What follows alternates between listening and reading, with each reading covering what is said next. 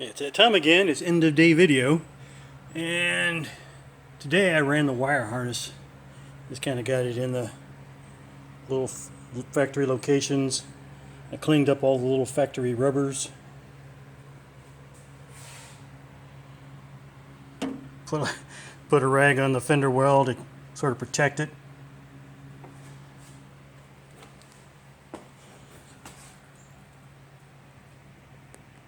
Yep. Got the rear harness going. Gas gauge wires hanging down. And my brother's been doing some work on the fender. He's putting this lip on it. And I also sandblasted and painted the gas tank.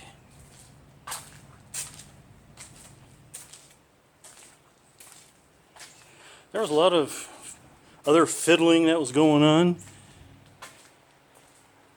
but it's nothing that you can really record. So that's it for today. Later.